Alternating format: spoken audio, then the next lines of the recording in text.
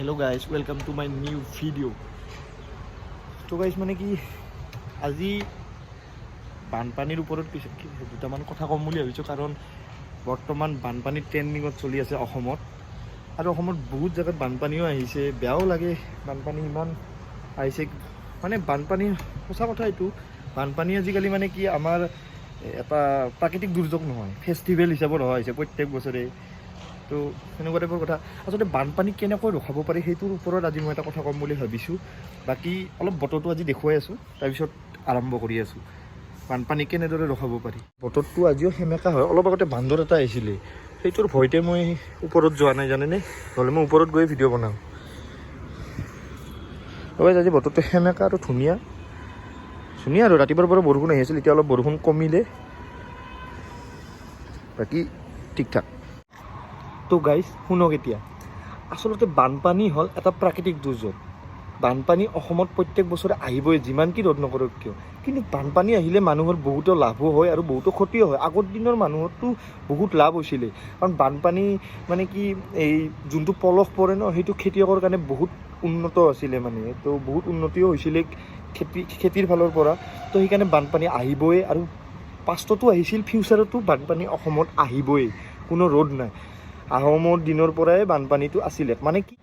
মানে কেছটো হ'ল যে আমাৰ চাৰিওফালত যিমান ৰাজ্য আছে, ধৰা হ'ল মণিপুৰ, ভূটান, অৰুণাচল প্ৰদেশ, মিজোৰাম, নাগালেণ্ড, মেঘালয়, গোটেইখিনি মানে কি বাৰিষা কালত যিখিনি বৰষুণ হয় ন, সেই পানীখিনি মানে কি সিহঁতৰ পৰা বৈ আহি কিনে, সেইবিলাক পাহাৰীয়া জেগা ন, অসমখন আছে মাজত, অসমখন মাজত চাৰিওফালে পাহাৰেৰে ভৈয়াম, মানে দূৰ দূৰণিলৈকে পাহাৰ আৰু নদীয়ে আছে। তো সেইকাৰণে মানে কি এই বৰষুণ পৰিলে যিটো পানীটো বৈ আহে ন, সেইটো মানে আমাৰ অসমত জমা হয়, মানে আৰু অসমত জমা হৈ কিনে মানে কি বিভিন্ন নৈ উপনৈ সেইবিলাকেৰে আহি কিনে ব্ৰহ্মপুত্ৰত পানীখিনি পৰে, আৰু ব্ৰহ্মপুত্ৰত পানীখিনি পৰাৰ পিছত মানে কি ব্ৰহ্মপুত্ৰৰ পৰা পানীখিনি গৈ কিনে বংগোপসাগৰত পৰে। তো এইটোৱে নিয়ম চলি আহি আছে, যে পানী বিভিন্ন ৰাজ্যৰ পৰা আহিব, অসমৰ নদীৰ জৰিয়তে আহি কিনে ব্ৰহ্মপুত্ৰত পৰিব, ব্ৰহ্মপুত্ৰই বংগোপসাগৰত পেলাই দিব। কিন্তু আজিকালিৰ দিনত কি হৈছে যে মানুহক বানপানীৰ পৰা ৰ'দ পাবলৈ মথাউৰি লাগে। আচলতে মথাউৰি বোলা বস্তুটো বানপানী ৰখাবৰ কাৰণে হয়, কিন্তু আচলতে কি জানেনে, মথাউৰি দিয়া মানে কৃত্ৰিমভাৱে বান্ধ দিয়া এক প্ৰকাৰৰ আমাৰ অপকাৰো হৈছে।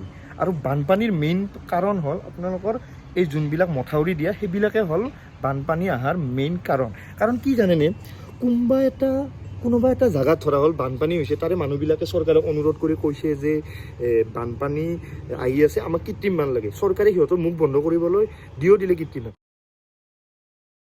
কিন্তু সেই জেগাটোত হোৱা পানীখিনি বেলেগ জেগাৰে বৈ গৈ কিনে বেলেগ এটা জেগাত বেছিকৈ পানী হ'লনে,